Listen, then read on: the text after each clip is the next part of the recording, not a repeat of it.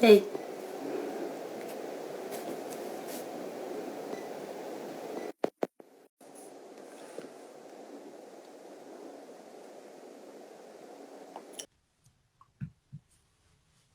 coucou! Salut, Hello, ça va? ça va et toi? Super, super, c'est vendredi. Ouais, enfin. Enfin, ça y est. Bon, ça a été ta journée? Ah, dur, une journée bien remplie aujourd'hui. Voilà, J'imagine. La fin de la semaine, il fallait l'achever, quoi. exactement. Les dernières choses en urgence à faire, Hmm. c'est fait.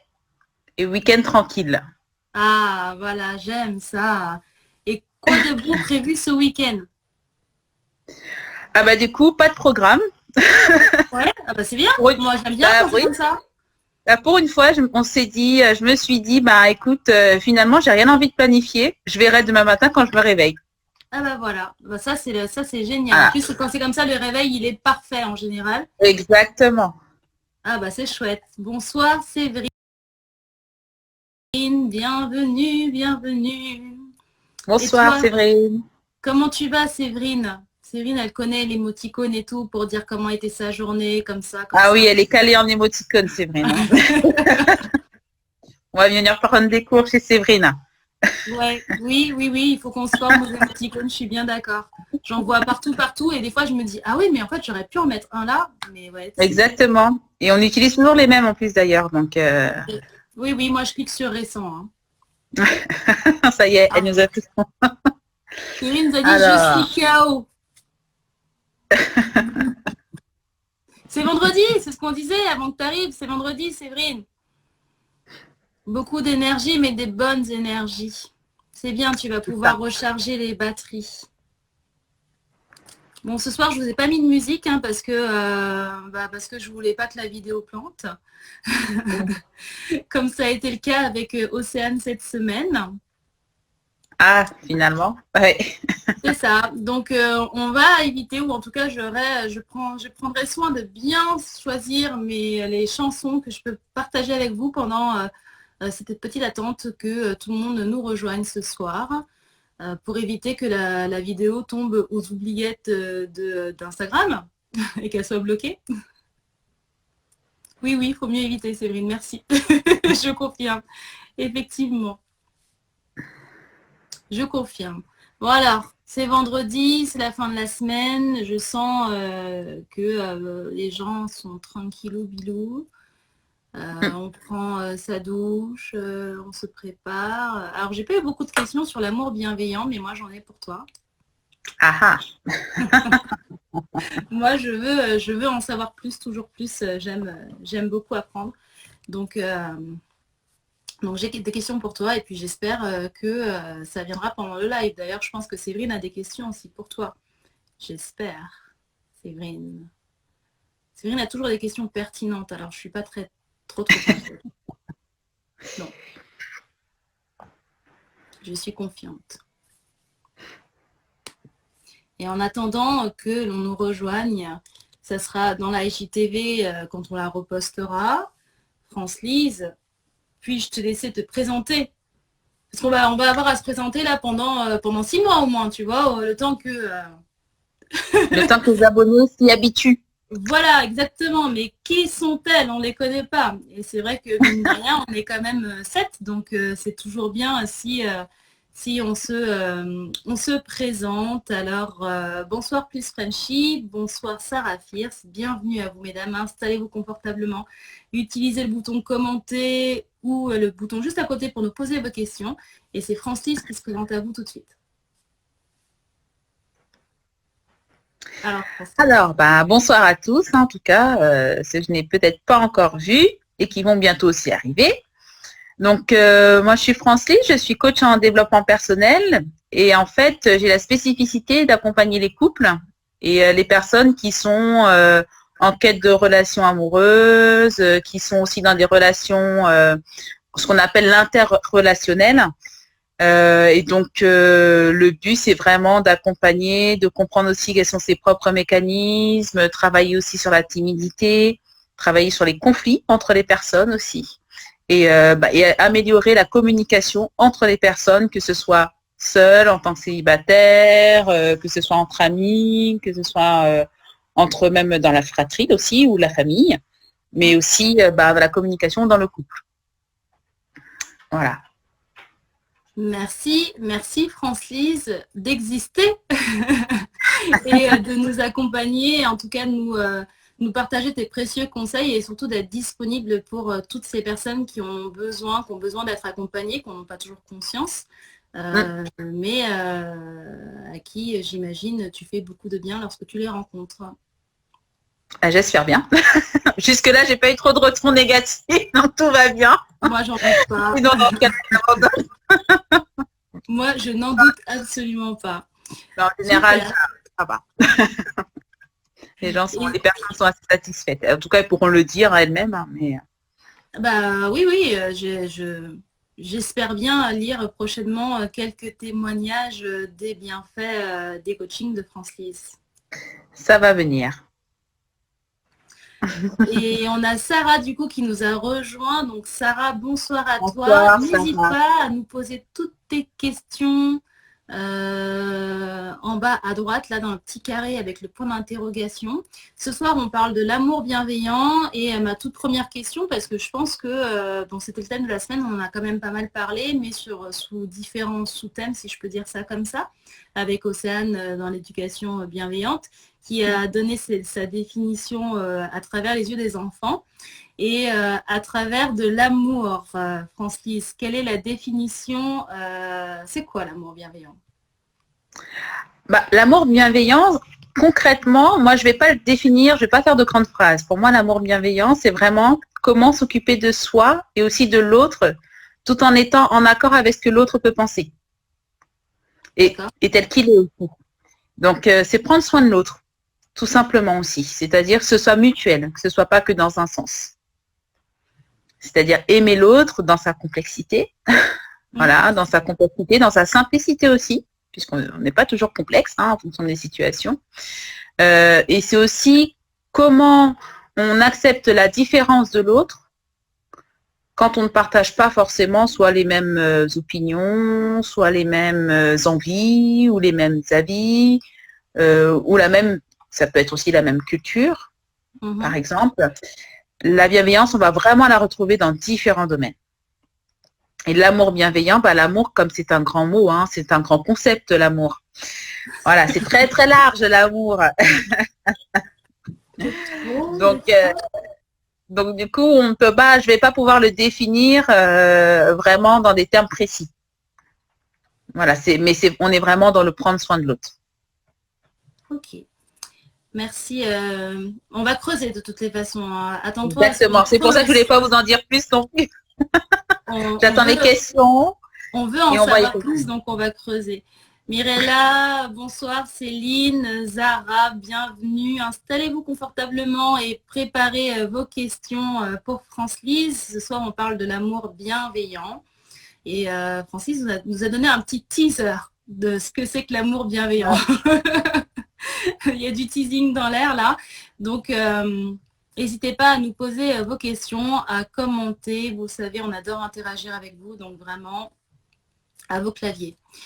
Et pour toi, France-Lise, est-ce que l'amour bienveillant, parce que tout à l'heure, tu disais il faut être deux, comme en amour.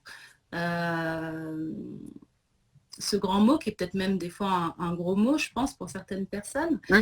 Mais est-ce que l'amour bienveillant est inconditionnel? C'est-à-dire que peu importe, on en a déjà parlé la dernière fois un petit peu dans le live précédent, mais est-ce qu'on doit tout accepter parce qu'on est dans un amour bienveillant? Alors, je vais sans doute fâcher certains dans les termes qu'on va employer. L'amour inconditionnel, déjà le mot inconditionnel veut dire sans condition. Sauf que indirectement, on a tous nos propres conditions que l'on met soit quand on aime ou quand on souhaite l'amour de l'autre. Donc déjà, c'est déjà mitigé quand on parle d'amour inconditionnel. Est-ce que vraiment ça existe l'amour inconditionnel? Donc chacun y mettra encore une fois sa définition. L'amour sans condition, pour moi, ce ne serait pas forcément de l'amour parce que sinon, il n'y aurait pas d'attente. Et ce serait ouvert à, on va dire, un peu à tout est permis. Et là, on risque d'être plus dans la passivité que dans l'activité. Ok. Alors, toi, tu dis en fait que que si on ouvre ces portes, entre guillemets, d'amour bienveillant, on autorise tout. C'est un peu ça, j'ai bien compris? Alors, j'espère pas. Corrige-moi. Non, mais alors, je pourrais dire ça effectivement, c'est-à-dire qu'on autorise tout. C'est-à-dire que quand on va parler, pour moi, quand on va parler d'amour inconditionnel, c'est-à-dire qu'on est dans la capacité d'accepter une personne même qu'on n'aime pas, en fait, finalement. Ok. Parce qu'on est censé, je dirais, dans l'humain, dans les valeurs humaines, aimer son, comme on dit, je dirais même presque religieusement, hein, parce que c'est un peu ça aussi, aimer son prochain, aimer l'autre. Voilà, c'est l'altruisme, aimer l'autre. Donc, c'est-à-dire que je suis censée aimer tout le monde. Et que si je veux une relation peut-être un peu plus sentimentale, je suis censée aimer déjà celui qui s'intéresse à moi. Sauf que si celui qui s'intéresse à moi ne me plaît pas ou ne me fait pas plus d'effet, est-ce que je suis obligée de l'aimer? Et ça veut dire que dans l'amour inconditionnel, bah, sans aucune condition, ok, il m'aime, donc je vais l'aimer. Okay. Est-ce que c'est vraiment ce que je veux? Non, et je pense que c'est pas bienveillant, c'est plutôt malveillant même. Exactement. Donc, c'est pour ça que je suis assez mitigée sur le terme inconditionnel. Après, on peut encore une fois avoir tous des versions différentes de cette notion-là. Oui. Mais moi, c'est ma vision des choses dans l'amour inconditionnel. Et dans l'amour, de toute façon, on sait ce qu'on veut ou on sait ce qu'on ne veut pas, le plus souvent d'ailleurs. On sait d'abord ce qu'on ne veut pas et on sait ce qu'on recherche chez la personne que l'on va vouloir aimer. C'est-à-dire même s'il y en a un qui s'intéresse à moi et qui me fait comprendre qu'il est intéressé par moi, par ma personne, voilà ce que je peux dégager comme personnalité, effectivement, je ne vais pas pouvoir lui dire que je l'aime si ce n'est pas le cas. Donc l'amour bienveillant fait que aussi que ce soit réciproque. On est vraiment dans cette réciprocité, dans cette relation mutuelle. Ok, donc effectivement, enfin, du coup, je pense qu'il aurait fallu plus de contexte à cette question d'amour bienveillant inconditionnel. C'est-à-dire que ça peut fonctionner dans certains cas, comme ça peut ne pas fonctionner dans d'autres. Exactement. Peut-être que la question de Zara va permettre de centrer un petit peu cette question. Zara nous dit, si on est ensemble depuis longtemps, mais il ne fait pas le geste en avant, genre mariage, et j'en ai marre d'attendre, dois-je le larguer? C'est une bonne question. En fait, je te poserai la même question. Je te renvoie la question. Tu veux dire que c'est à Zara de demander de faire sa demande? Alors, je dis pas qu'il faut qu'elle le fasse, mais finalement, est-ce qu'il y a une norme qui indique que l'homme ou la femme que l'homme doit forcément faire la demande en mariage? Je ne sais pas. Après, tout dépend aussi de ce que toi, tu entends par faire une demande en mariage. C'est-à-dire que, est-ce que pour toi, dans tes principes et dans tes valeurs, l'homme a cette responsabilité-là? Et que c'est important pour toi dans ta vision que ce soit lui qui fasse le pas. Je sais que c'est très culturel, voilà, français ou autre. Hein, moi, je trouve que c'est une très bonne question et j'aimerais bien que chacun prenne le temps de nous dire est-ce que c'est l'homme ou est-ce que c'est la femme qui doit faire, ou est-ce que justement il y a une équité et que ça peut venir des deux? Exactement. Voilà, Frenchy qui dit il n'y a pas de norme, mais soyons honnêtes, les femmes préfèrent peut-être que l'homme fasse le geste. Ah ouais, c'est cool. Oui, mais parce qu'on est formaté comme ça. Complètement, bien sûr. Nous sommes formatés comme ça, et puis l'homme a toujours, voilà, c'est un engagement derrière, donc c'est important que l'homme montre aussi qu'il s'engage. Après, ça dépend aussi des couples. Parce que vous avez des hommes qui ne vont pas faire la demande, que ce soit par timidité ou sinon parce que ils n'ont pas. Pour eux, c'est pas si important que ça la symbolique du mariage. C'est-à-dire qu'on va avoir le mariage va être un symbole pour chacun qui sera différent. Pour certains, c'est une valeur essentielle pour que le couple puisse tenir, ou parce que dans la famille, on se marie absolument pour pouvoir se dire que la relation va durer. Et c'est un engagement, on s'engage. Et ensuite aussi, on peut souvent, on commence déjà par le mariage. Dans certaines cultures, on commence déjà par le mariage pour ensuite avoir des relations et ensuite faire la famille, voilà, faire des enfants, etc., etc. Donc c'est tout un processus qui peut être différent pour chacun. Maintenant, est-ce que le larguer, c'est une bonne solution finalement? Oui. Si on va un peu dans les extrêmes, c'est le mariage, larguer. Voilà. Ouais, mais des fois, ça fait un peu un électrochoc, non? Ça marche pas comme ça, des fois. Ah bah, écoute, je te laisse tenter, puis tu me redis. Si on se marie pas, je te quitte. Bon, d'accord, à tes risques et périls, hein. Oui, clairement, les deux, là, le risque et le péril, c'est sûr. Et puis, des fois, dans le mariage, ça peut aussi avoir une signification qui peut être peut-être aussi une connotation négative, hein, que ce soit pour l'homme ou la femme d'ailleurs, hein, puisque ça peut être dans les deux. Certains se disent on se marie, on peut divorcer. D'autres disent on se plaît très bien comme ça, alors pourquoi pas rester dans ce qui convient et rester justement sur la stabilité. Voilà. Ça peut être aussi la peur, hein, tout simplement. On parlait des émotions, mais elles sont aussi présentes, hein, dans un couple. Donc, c'est vraiment... je pense qu'à un moment donné, c'est important d'avoir cette discussion en couple pour pouvoir échanger sur qu'est-ce qu'il met derrière le mariage. Déjà, quelle est sa définition pour chacun. Parce que peut-être que ça va être plus profond, ça va avoir une symbolique plus profonde pour peut-être, je dirais, pour la femme. Et que pour l'homme, ça va être juste une symbolique parce que grosso modo, il faut le faire. Voilà, maintenant c'est comment trouver un compromis, se dire c'est bien ou pas bien, voilà. C'est délicat de répondre en général comme ça pour tout le monde parce qu'il n'y a pas de vérité générale, mais c'est important de vraiment avoir cette discussion, je pense, en couple et qu'à un moment donné aussi, je pense que pour crever l'abcès et savoir si on le largue ou pas, bien sûr, hein, Zara, peut-être en parler. La communication. Voilà, c'est vraiment le pilier qui revient toujours dans les relations sentimentales et même dans notre vie quotidienne, c'est la communication. Ça, exactement. C'est presque une arme magique, j'ai envie de dire. Et du coup, là, donc dans un couple, il y a deux personnes qui forment finalement une troisième personne. Est-ce que la première personne et la deuxième personne se doivent impérativement d'être bienveillantes? Je ne sais pas si j'ai été claire dans ma question. Mais est-ce qu'en fait, il peut y avoir qu'une seule personne bienveillante et que du coup, ça forme un couple bienveillant ou est-ce qu'il faut vraiment que ça vienne des deux? Alors, je pense que la réponse est dans la question.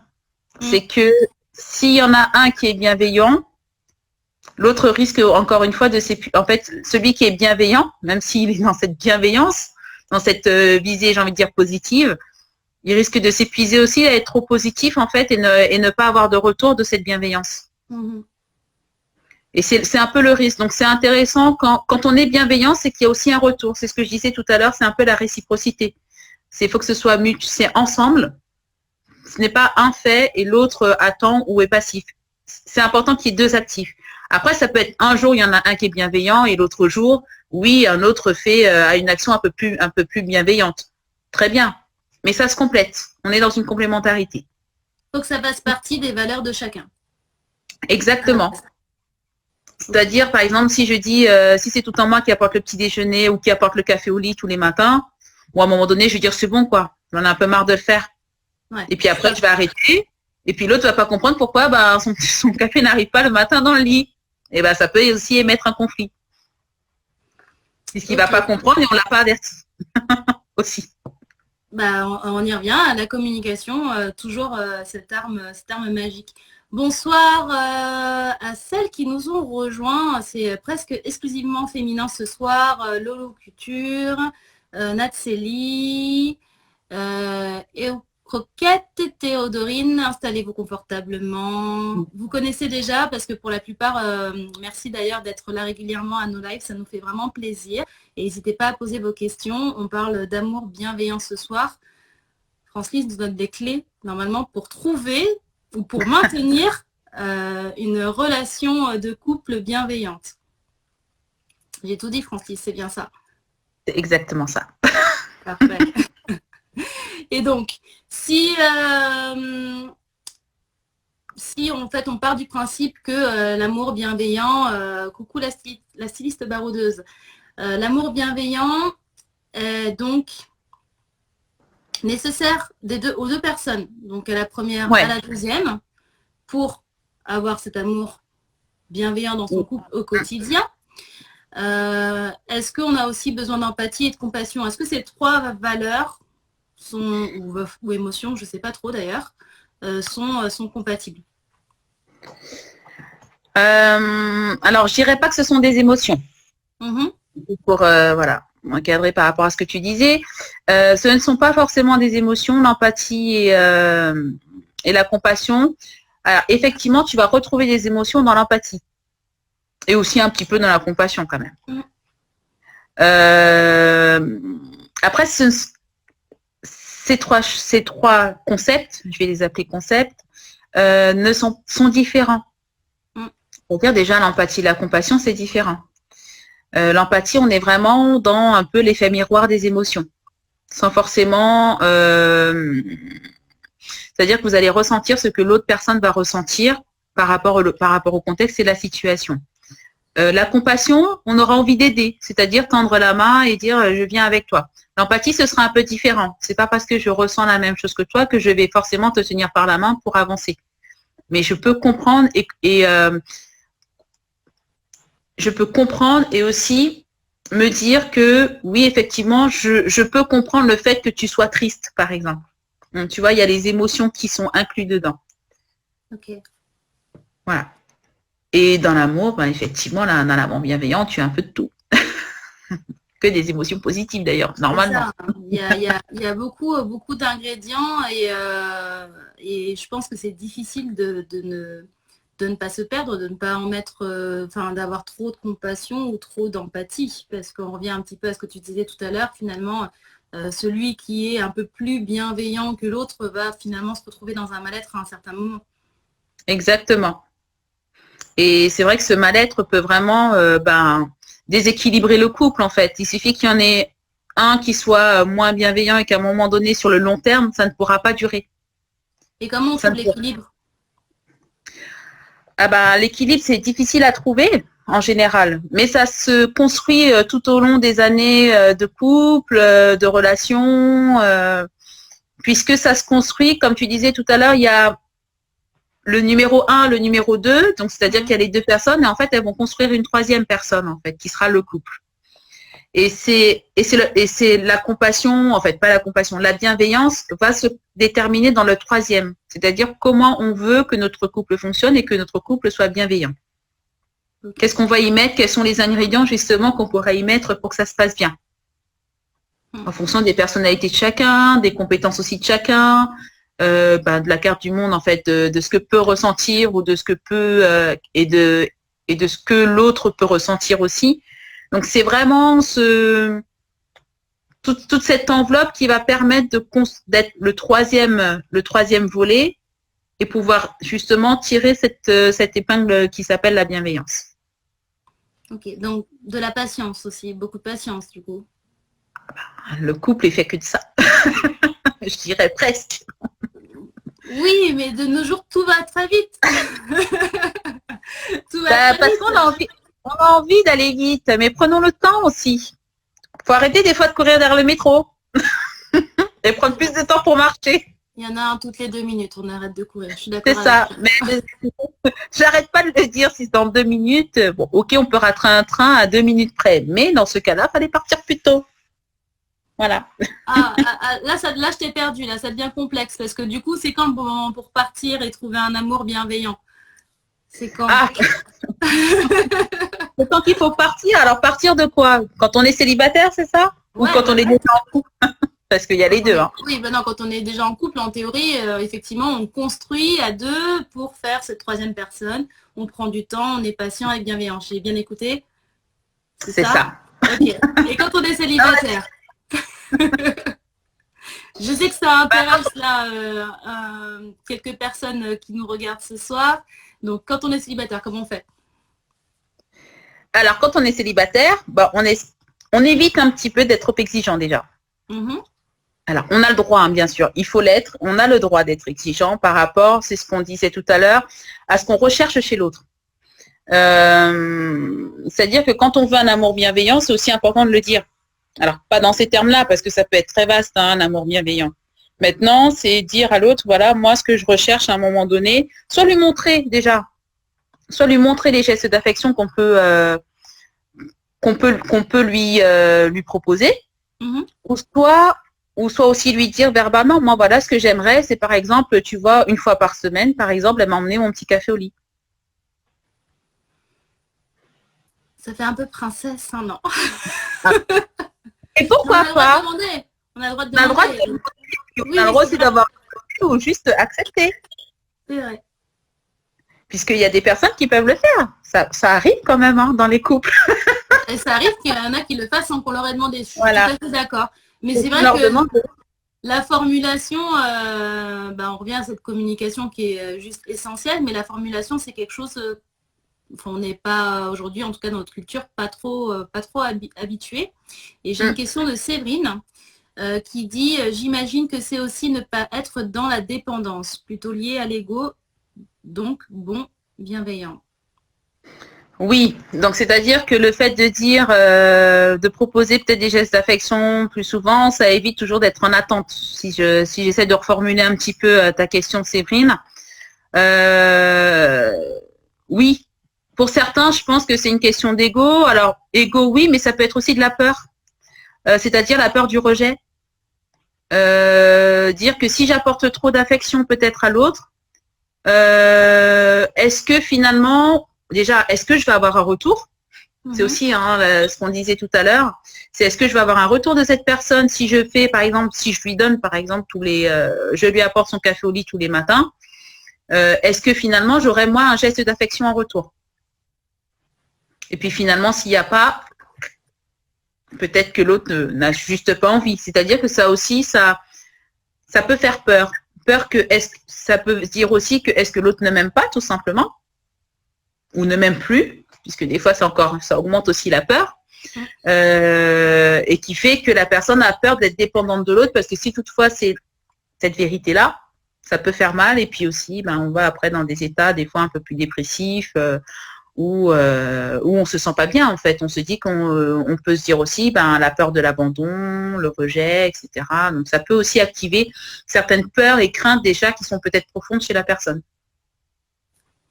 Je comprends complètement, et en même temps, dans cette peur, on a souvent, en tout cas, je le ressens comme ça à mon niveau, on donne, mais pas forcément pour recevoir. Donc encore, je reviens à cette histoire de formulation où oui, on va le faire, et puis on se dit inconsciemment ou consciemment que ça reviendra quand même vers nous, mais à la base, on ne le fait pas pour que ça revienne vers nous. Donc l'amour, c'est complexe, c'est sûr, mais là, l'amour bienveillant, il est encore plus. Parce que vous allez le faire une fois pour vous dire, je vais lui faire plaisir. Voilà, et puis ça me fait plaisir aussi de faire plaisir. Sauf que si vous le faites 10 fois, 20 fois, 30 fois et que vous n'avez rien en retour, même pas une fois, alors c'est pas forcément le même geste, mais une autre façon de faire, par exemple juste une invitation au resto ou autre chose, ça peut être des gestes très très simples en fait. L'autre va aussi se dire, oui, moi aussi j'en ai besoin en fait. C'est aussi vital pour moi aussi de me dire que l'autre fait attention à moi.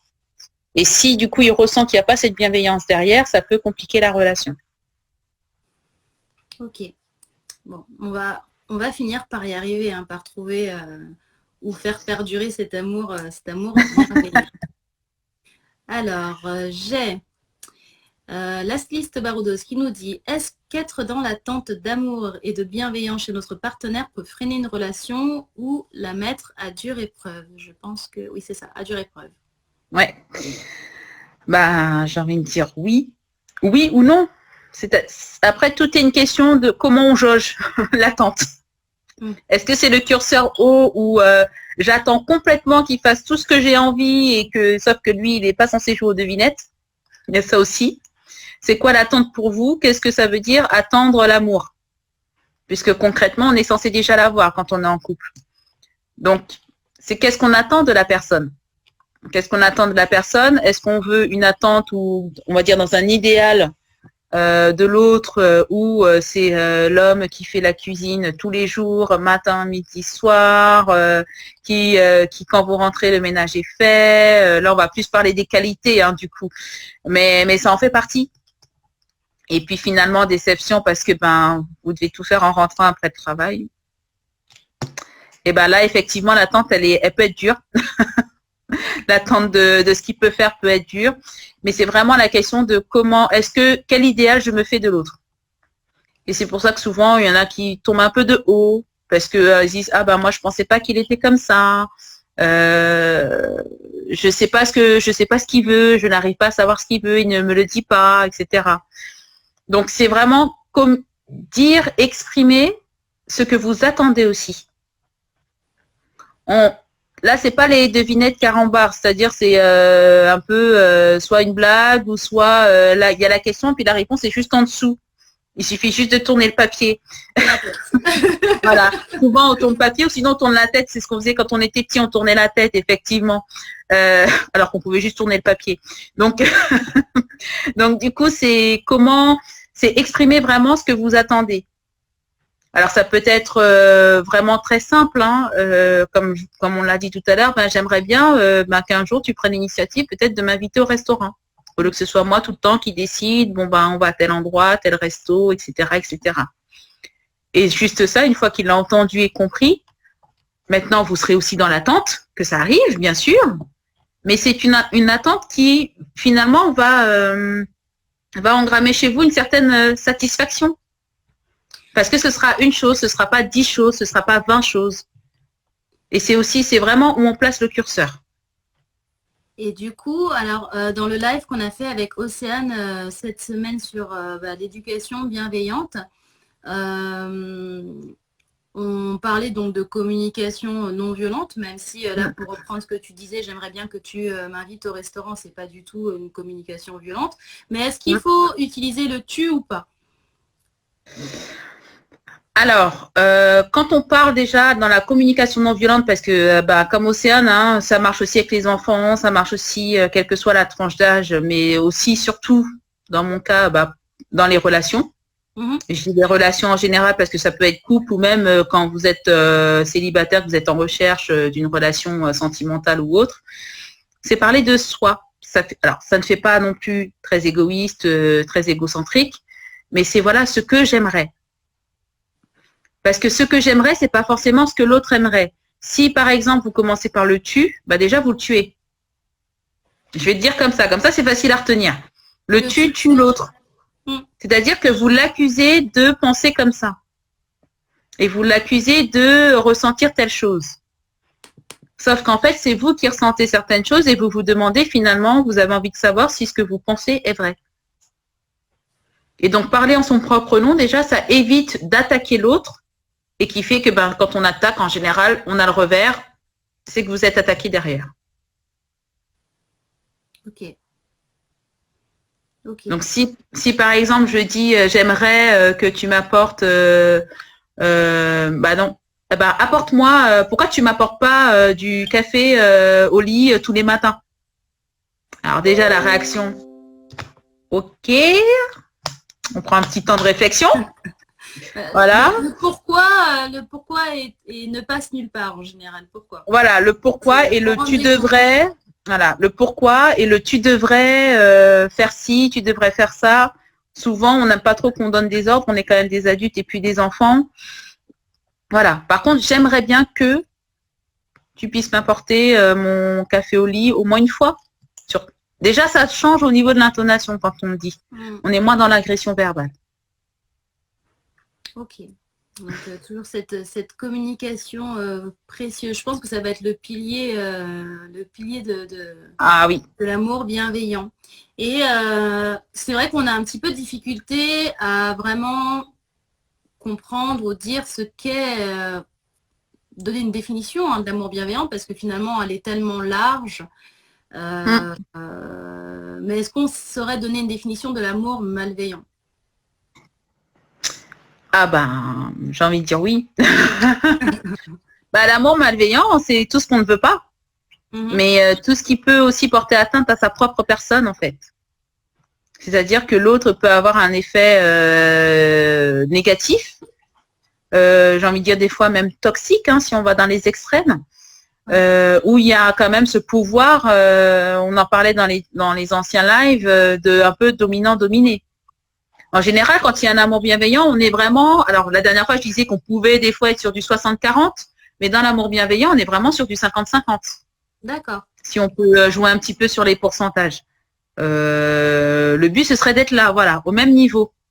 C'est-à-dire, même quand on prend aussi une décision, on peut demander à l'autre son avis et le prendre en compte et trouver un compromis. Et ce compromis va permettre à tout le monde d'être dans le 50, aux deux parties plutôt, d'être dans le 50-50. Donc, après, si vous êtes plus dans du 70-30, déjà, quand on prend l'image de la balance, on sent qu'il y a déjà un grand fossé. Il y a un souci quelque part. C'est qu'il y en a un qui est peut-être plus acteur que l'autre. Et finalement, même si c'est pas malveillant, mais ça va l'être à un moment donné, puisqu'on parlait d'épuisement et de colère, et puis aussi après de conflit, hein, dans le couple ou dans la relation. Donc du coup, c'est malveillant vraiment, c'est quand ça porte atteinte à sa propre intégrité, à l'intégrité d'un des deux parties. Mhm. Et là, vous voyez, déjà, je parle de partie, je parle même plus de cohésion de couple ou quoi que ce soit. Là, il n'y a plus vraiment de... La relation n'est pas réciproque. En tout cas, les attentes ne sont vraiment pas les mêmes. Ok. Donc, pour toi, il faudrait effectivement se poser à un moment donné et puis essayer de jauger un petit peu, trouver là où on se situe dans son couple, dans cette balance de pourcentage pour pouvoir retrouver l'équilibre et discuter. Exactement. Après, c'est vraiment se dire aussi que c'est pas parce que un a l'habitude, j'en sais rien, mais de faire, il y en a un qui adore faire les tâches ménagères. Chacun ses choix. Hein. Il adore faire les tâches ménagères, donc c'est lui qui fera tout le temps le ménage. Et moi, derrière, je vais aller faire autre chose. Pourquoi pas? Mais tant que c'est convenu dans le couple et que ça convient au couple. Oui. Okay. C'est-à-dire, ça ne veut pas dire qu'on doit partager tout à 50-50. Hein. C'est pas ce que je dis. C'est vraiment que ce qui se passe dans le couple convienne aux deux, au même niveau. Okay. Et pas que ce soit imposé à l'un ou à l'autre. C'est dans les actes et les paroles. Exactement. L'amour bienveillant. Ah oui, oui. Ça va dans les deux sens. Ok. Très bien. Et pour ceux qui sont, pour les célibataires, pour ceux qui recherchent l'amour, mais qui recherchent du coup pas toujours l'amour bienveillant, ou en tout cas qui ne pensent pas à l'appeler tel quel. Au fond, c'est ce qu'on est amené à vibrer. Hein. Je pense qu'on rêve tous de l'amour bienveillant, cet amour 50-50, comme on pourrait l'appeler. Si autour de soi, on a des couples qui, pour nous, ont un amour bienveillant, est-ce qu'on doit s'en inspirer et se dire, ok, moi, c'est ça que je veux, quoi. C'est cet amour bienveillant que je veux. Déjà, si vous l'avez qualifié de bienveillant, c'est qu'il y a des bonnes ondes chez ce couple. Mm-hmm. Et qu'il y a une certaine communication, j'imagine, hein, qui fait que, même s'il peut y avoir quelques disputes parfois, mais qui arrive quand même à pouvoir avoir une vie de couple tout à fait équilibrée. Okay. Et c'est effectivement, moi j'ai envie de vous dire, inspirez-vous de ces personnes, puisque ça va être important aussi, alors pas de copier ce qui se passe dans le couple, parce que chaque couple est différent, chaque couple fonctionne différemment, mais c'est surtout, ça vous permet aussi de savoir ce que vous voulez pour vous. Pas pour le couple forcément, mais ce que vous voulez pour vous, déjà. À partir du moment où vous savez ce que vous voulez pour vous, souvent, on sait ce que l'on veut pour le couple. Tant que ça reste positif et que ça peut aussi être dans l'équilibre du couple. Ouais, c'est assez... Je comprends, mais ça voudrait dire qu'il faudrait trouver quelqu'un qui est un petit peu similaire à soi. Alors, justement, pas forcément. Ok. Parce que des fois, on n'est pas très satisfait de ce que l'on est. Mm-hmm. Et donc, si on cherche quelqu'un qui nous ressemble, nous, finalement, ça ne va pas permettre d'avoir un idéal du couple aussi qui va nous permettre de se dire, je veux un amour bienveillant. Si vous avez la même personne timide en face et qui reste timide même dans le couple, même si vous pensez que ce couple est bienveillant, est-ce que finalement, ça peut être aussi l'effet inverse, c'est me dire, je veux pas ça en fait. Je veux pas de cette relation-là. Je veux une autre relation où peut-être je m'affirme peut-être un peu plus dans mon couple. Okay. Et c'est vraiment cette donnée-là qui fait qu'on n'est pas dans du copier-coller ni de nous par rapport à l'autre et ni du couple que l'on voudrait avoir. Et je pense que dans ces cas-là, ce qui est important quand on a des couples qu'on considère bienveillants, c'est de se dire, voilà, je prends ça de ce couple-là et je vais me l'intégrer à ma manière dans mon couple.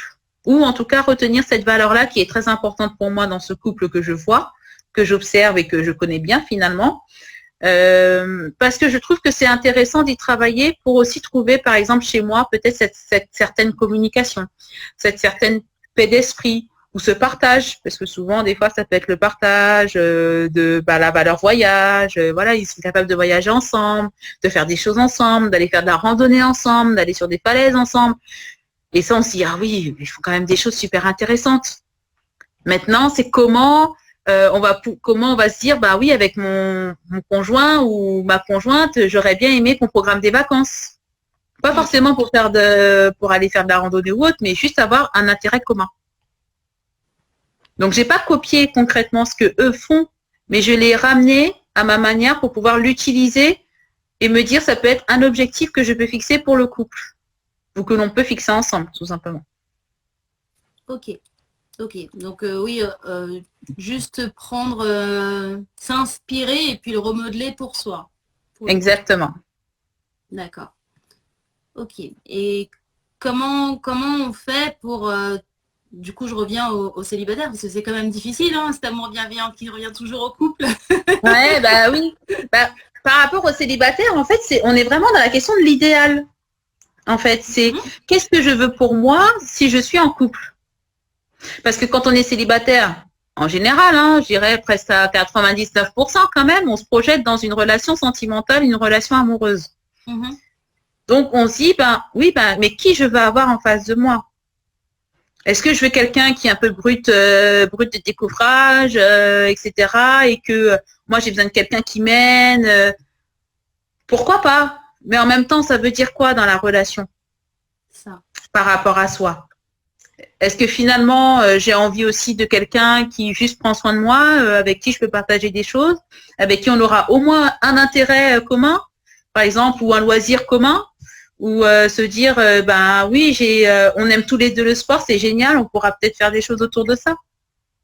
Et moi, les loisirs, c'est ce qui est quand même peut-être le plus important pour moi. Donc, du coup, je vais pouvoir alimenter cette question sportive pour dire, on va partager vraiment des choses ensemble qui vont nous convenir. Et après, sans doute, faire d'autres activités autour. Mais ça va permettre aussi d'avoir un fil conducteur pour se construire en couple. Ok. Il faut quand même garder une certaine ouverture quand même. Oui, parce que c'est rare, je peux me tromper, mais c'est rare qu'on a le profil type de ce que l'on veut. Ouais. Celui qui l'a trouvé, qu'il me le dise. Comme ça, je revois comme ça, je reverrai mes notes. Moi aussi, je suis bien curieuse de savoir qui a trouvé son idéal parfait, le 50-50 x 50. Exactement. Comment les célibataires font pour garder espoir de rencontrer leur amour bienveillant? Et parce qu'on a tous le droit d'avoir un amour bienveillant. C'est ce qui compte, c'est ce qui motive d'ailleurs. C'est la base en fait de la relation. C'est la base de la relation, se dire qu'on est dans la capacité de s'épanouir aussi dans une relation amoureuse. Et je pense que ce qui motive d'y aller, c'est que l'on trouve comme on dit, la perle rare, mais en fait sa complémentarité, son conjoint en fait. Ça va avec, quand on regarde l'étymologie, c'est être avec soi, être avec l'autre. Et du coup, ça va être joint, c'est-à-dire qu'il y aura un lien. Il y aura ce lien qui est super important. Et je pense que quand on se projette tout simplement sans avoir trouvé la personne, et quand on se projette dans une relation, c'est qu'on se dit qu'il y a quand même de belles choses qui peuvent se construire. Mm. De belles choses qui peuvent aussi en sortir et que tout reste à faire. Même si on se fait son petit idéal, alors pas forcément sa carte avec ses critères, mais l'idéal en se disant, moi, je veux quelqu'un, par exemple, qui me fera au moins une fois mon petit café au lit. Et bien, peut-être que ça arrive pas. Tant qu'à demander, autant demander plein de fois, non? Bah oui, hein. Pas qu'à faire. Et si ça marche une fois, allez-y encore. Voilà. Ou sinon, changer un petit peu, rajoute. Voilà, le café, puis rajoute après des croissants, rajoute après. Voilà, en tant qu'à faire, hein. Bon, pas trop en demander, comme ils diront l'autre, mais bon. Je pense que c'est mieux, effectivement. On a Julien qui nous a rejoint, on a Pascal qui nous a rejoint. Bonjour. Bonsoir, bonsoir. Si vous avez des questions, n'hésitez pas. Et d'ailleurs, j'ai cru voir une question passer. Hop là, elle est là. Donc, c'est est-ce que par amour bienveillant, on entend dire oui, embrasser ce qui est, même ce qui nous déplaît? Bah, pour moi, on peut dire oui. Dans amour bienveillant, il y a dire oui. Bah, dire oui à ce que l'on veut et ce qui est positif pour nous, ce qui est positif pour soi. Et ce que l'on attend aussi de l'autre, c'est oui, ben, je veux quelqu'un qui, quand je suis pas bien, puisse me consoler, puisse me rassurer. Effectivement. Bon, embrasser, alors je vais retourner un peu le mot embrasser dans la question. Mais oui, quelqu'un qui m'embrasse, si toutefois quand il est content de me voir. Ou quand j'arrive le matin ou quand j'arrive le soir en sortant du travail, que je sente que j'ai une certaine attention de l'autre. C'est important de se dire que amour bienveillant, c'est dire oui. Et ce qu'on disait tout à l'heure, mais dire oui, mais pas à tout. Et pas à des choses négatives ou un regard malveillant ou dans le sens où ça va porter atteinte à sa propre intégrité personnelle. Donc là, par contre, on dit non. J'ai beaucoup aimé, tu as dit dire oui à soi. Donc c'est vraiment ça en fait, c'est dire oui à soi, à ses valeurs, mais c'est pas un dire oui à l'autre pour faire plaisir comme on disait au début de ce live où on fait les choses un petit peu pour l'autre et puis on s'oublie finalement. C'est d'abord soi pour ensuite faire plaisir à l'autre. Faire plaisir à l'autre et s'oublier, c'est ce qu'on a un peu vu dans les derniers, il y a 2 semaines dans notre thématique sur l'estime de soi, oui. Où d'ailleurs vous pourrez aller voir les vidéos et aussi les différents posts qui ont été faits sur le site et autres, ou si à un moment donné quand on s'oublie, c'est que finalement il y a un manque d'estime de soi et un manque de confiance en soi, c'est-à-dire que on s'oublie dans la relation, donc on n'existe plus. Et qu'il n'y a que l'autre qui a de l'importance. À partir du moment où on n'existe plus et que l'autre a de l'importance, la relation de couple aussi, à un moment donné, elle sera problématique. Ça, le fameux 50-50 n'existe plus. Exactement. Très, très clair.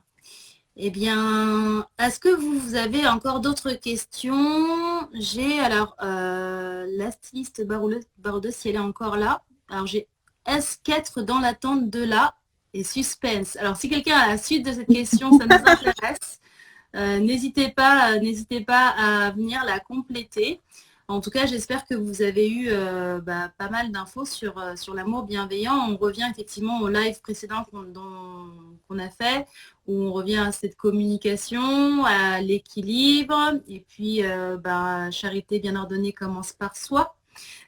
Tout à fait. C'est bien avant dit. Avant de créer le nous, on est déjà bien avec soi-même et puis on privilégie un peu ses valeurs. Est-ce que j'ai bien résumé? Mais c'est parfait, dis donc, c'est au top. Hein. Trop bien. Non, mais moi j'apprends beaucoup, hein, j'apprends beaucoup avec vous, avec tous ces lives. C'est vraiment enrichissant. Et de le partager encore plus. Donc vraiment, merci beaucoup France-Lise. C'est top. Et d'ailleurs, demain, je sais que sort les 10 commandements de l'amour bienveillant sur la page de Cinnamon Youge. Donc, franchement, J'ai hâte que tout le monde puisse reprendre ces 10 commandements et les appliquer dans leur couple ou en tout cas dans leur futur couple. En tout cas, c'est le pire que je leur souhaite, si je peux dire ça comme ça. Et ça peut être une bonne feuille de route, d'ailleurs, pour les célibataires, que je n'oublie pas. Hein. Merci. Et on insiste sur les célibataires et l'amour bienveillant. Ce n'est pas que pour le couple, c'est aussi pour les célibataires. Parce qu'on reçoit des messages en privé sur Cinnamon News qui nous dit ouais mais en fait les célibataires ils comptent pas et tout, c'est trop injuste. Mais si, j'ai envie de vous dire, les célibataires c'est la base de l'amour. Ah, intéressant. Il nous reste quelques minutes s'il te plaît. Dis-nous tout, on veut savoir. C'est un peu ce que je disais tout à l'heure, c'est que avant d'être amoureux et avant même de construire une relation amoureuse, on est déjà célibataire. En théorie. En théorie, mais en général. Oui. Oui. Même si on peut avoir des relations amoureuses très jeunes. Hein. Moi, j'ai des amis depuis le collège, ils sont ensemble, ils continuent à avoir une relation amoureuse, voire mariée et autres avec des enfants. Mais à un moment donné, je dirais à 9 ans, ils étaient déjà quand même célibataires, 10 ans, etc. Donc, ils se sont construits aussi là-dessus. Et souvent, il y a besoin de cette période-là pour pouvoir se poser et se dire, bon voilà, qu'est-ce que je veux pour moi? Qu'est-ce que je veux pour moi et qu'est-ce que je veux comme idéal aussi, comme personne pour pouvoir m'accompagner aussi, hein, m'accompagner ou être complémentaire avec moi pour construire une vie sentimentale, amoureuse, conjointe, mariée, etc. Quand on va dans cette optique-là. Donc, les célibataires, ça reste la base de cet amour bienveillant parce que vous allez d'abord choisir, parce que ce sont des choix, hein, choisir et vous dire qu'est-ce que vous voulez comme amour pour vous. Donc déjà l'amour de soi, mais aussi comment il pourrait être complété par l'autre. Ok. D'où cette importance de ne pas sauter de relation en relation. Alors, ça c'est oui, tout à fait. Alors, c'est important puisque du coup, on va peut-être faire un peu comme un rangement de chemise des relations, ouais. On va dire, quand c'est rangé dans l'armoire. Mais c'est aussi parce que, alors, quand on termine une relation, il est important, alors ça, j'insiste beaucoup, tu as bien fait de le souligner, et on en parlera peut-être dans un autre poste, mais quand on a plusieurs relations qu'on enchaîne, c'est qu'il y a forcément une difficulté quelque part. C'est que quand on termine une relation, il est important de se donner le temps de faire le deuil de la relation. Et oui, ça existe, de faire le deuil d'une relation. Pourquoi? Parce que quand on enchaîne une relation, c'est comme les cercles de vie, c'est-à-dire qu'on commence quelque part et on termine, on boucle la boucle. Et quand les boucles ne sont pas terminées, eh ben, c'est-à-dire que là, il a manqué quelque chose pour pouvoir terminer et vous risquez, à un moment donné dans votre vie, de vous rappeler que cette boucle n'a pas été terminée.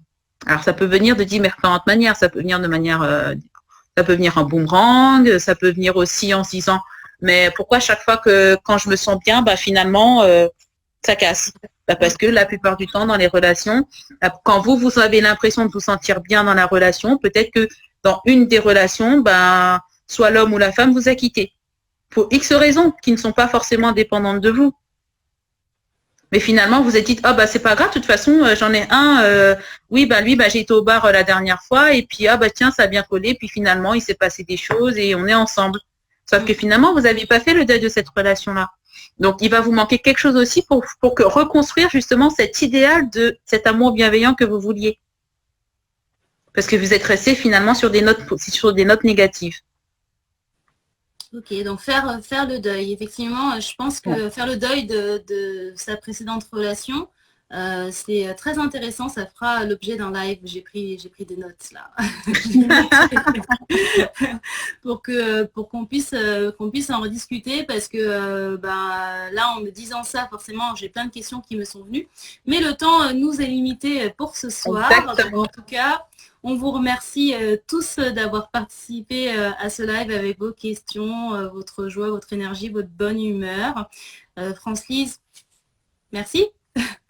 Merci beaucoup. Merci à toi. Et merci à tous. D'avoir été présente, toujours souriante. Bah oui, j'ai reconnu pas mal de présents. Alors, entre les habitués et les nouveaux qui sont apparus et que j'ai repérés. Donc, je vous fais aussi un coucou. Tout le monde se reconnaîtra.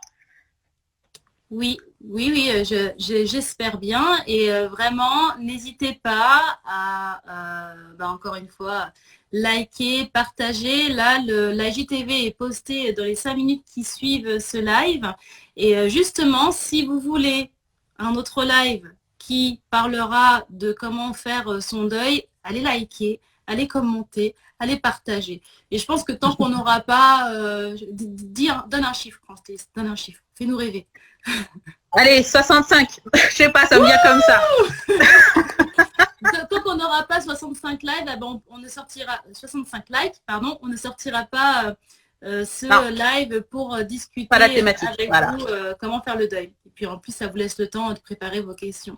Voilà, en tout cas, prenez soin de vous à tous, passez une excellente soirée, un très très très très bon week-end, reposez-vous, aimez-vous. Surtout, aimez-vous, c'est super important, on n'arrête pas de vous le dire. Communiquez, communication non violente bien sûr, le tu. Exactement. Et paix et amour, hein, lumière et amour pour tous. Que du soleil. Belle soirée, merci. bon week-end, ciao ciao. À bientôt.